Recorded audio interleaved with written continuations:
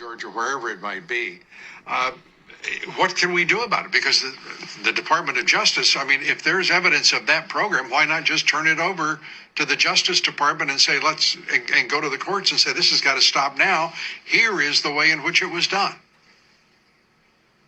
Well, we've been trying to get their attention, and we're going to try even harder, and we'll have to put it in a federal lawsuit, apparently, and get as much of it out as we possibly can.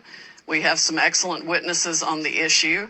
But this is Coupe 5.0, Lou. I mean, there was no reason to think that the Democratic operatives who spent hundreds of millions of dollars creating the Russia hoax, the Steele dossier, taking us through a special counsel operation for 2 years, trying an impeachment hoax, the apocalypse hoax, the obstruction hoax, wouldn't go so far as to create every means of voter fraud they could come up with to steal this election. That's exactly what happens. The president must fight back now in every way, shape, or form. We cannot let this republic be stolen by the Democratic operatives who want to destroy the republic and make it a socialist country where they continue to line their pockets with these backdoor global deals like the Biden laptop from hell exposes. Well, Cindy, I think you're exactly right about that not happening.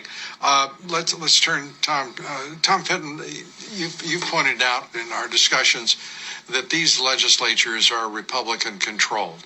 Who can take that message to them, and precisely how likely is it that they would be receptive to a clean slate of electors who would represent, say, the state of Pennsylvania? That's a Republican legislature, and stand up for the integrity of elections and support the president. Well, the focus from the media and activists and regular voters and citizens need to be brought to bear here. Certainly the information we're learning from campaign activists on the ground, independent journalists like John Solomon, the work of Judicial Watch should also be brought to bear. I mean, we knew going into this election in Pennsylvania, Lou, there were 800,000 extra names in the rolls in Pennsylvania. Nevada County has 154,000 inactive names on the rolls. Clark County, Nevada, I mean. So we've got this problem of dirty election rolls, mailing and balloting being allowed to draw from them. And apparently a Republican Party that doesn't demand that those rolls be cleaned up. I mean, that's crazy. Could you put up that graphic again, please, folks? I want everybody to see what they're looking at, because this is really very important, what Tom's talking about. The control of both chambers of the legislature in these states that are critical right now in deciding who the next president will be. Michigan, Wisconsin, Arizona, Pennsylvania, North Carolina, Georgia. They must play a role in this to preserve the integrity, just as Tom Fenton is urging.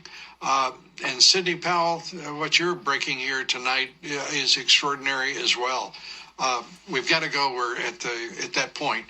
But thank you both for everything you're doing for the country and for the president.